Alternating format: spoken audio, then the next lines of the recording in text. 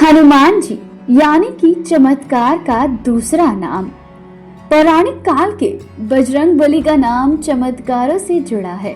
चाहे फिर सीने में बैठे राम जानकी के दर्शन करवाना हो या फिर लक्ष्मी जी को जीवित करने के लिए संजीवनी बूटी लाना हो। न सिर्फ पौराणिक काल बल्कि कलयुग भी हनुमान जी के चमत्कारों से सजा हुआ है।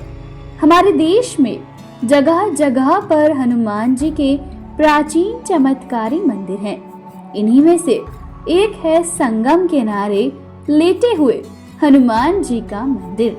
अपने आप में ही अनोखे इस मंदिर में हनुमान जी की प्रतिमा खड़ी हुई नहीं बल्कि लेटी हुई अवस्था में विराजमान है।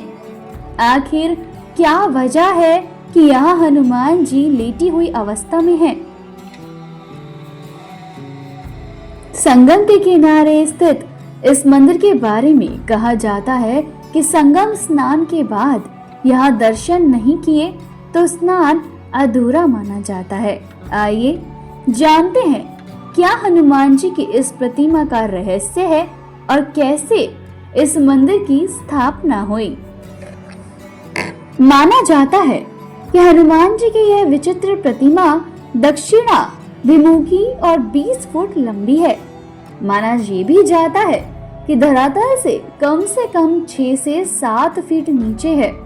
संगम नगरी में इन्हें बड़े हनुमान जी किले वाले हनुमान जी, लेटे हनुमान जी और बांध वाले हनुमान जी के नाम से जाना जाता है। इस प्रतिमा के बारे में ऐसा माना जाता है कि इनके बाएं पैर के नीचे कामदा देवी और दाएं पैर के नीचे अहिरावण दबा है। उनके दाएं हाथ में राम लक्ष्मण और बाएं हाथ में गदा शोभित है। बजरंगबली यहाँ आने वाले सभी भक्तों की मनोकामनाएं पूर्ण करते हैं। यहाँ के बारे में ऐसा भी कहा जाता है कि लंका पर जीत हासिल करने के बाद जब हनुमान जी लौट रहे थे तो रास्ते में उन्हें थकान महसूस होने लगी, तो सीता माता के कहने पर वह यहाँ संगम के तट पर लेट गए। इसी को ध्यान में रखते हुए यहाँ लेटे हनुमान जी का मंदिर बनाया गया है।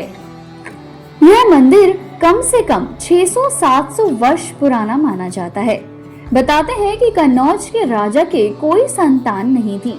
उनके गुरु ने उपाय के रूप में बताया कि हनुमान जी की ऐसी प्रति का निर्माण करवाइए जो राम लक्ष्मण को नागपाश से छुड़ाने के लिए पाताल में गई थी। हनुमान जी का यह विग्रह विंध्याचल पर्वत से बनवाकर लाया जाना चाहिए। जब कन्नौज के राजा ने ऐसा ही किया और वे विंध्याचल से हनुमान जी की प्रतिमा नाव से लेकर आए, तभी अचानक से नाव टूट गई और यह प्रतिमा जलमग्न हो गई।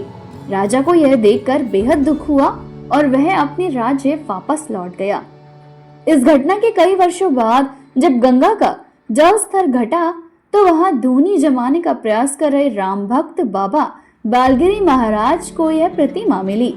फिर उसके बाद वहां के राजा द्वारा मंदिर का निर्माण करवाया गया,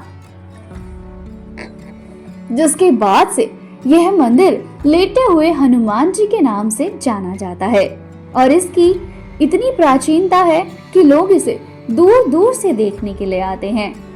ये मंदिर अपने आप में ही एक रहस्यमय मंदिर है कि आखिर हनुमान जी की मूर्ति इस मंदिर में क्यों लेटी हुई है, क्योंकि भला किसी भी मंदिर में कोई मूर्ति लेटी हुई नहीं होती है, लेकिन हनुमान जी का ये एक ऐसा लौता मंदिर है जहाँ पर हनुमान जी की प्रतिमा लेटी हुई मिलती है और इस हनुमान जी के मंदिर को बहुत ही विश्वास के साथ माना जाता है, क्योंकि यहाँ जो भी आता है उसकी हर मनोकामना पूरी होती है।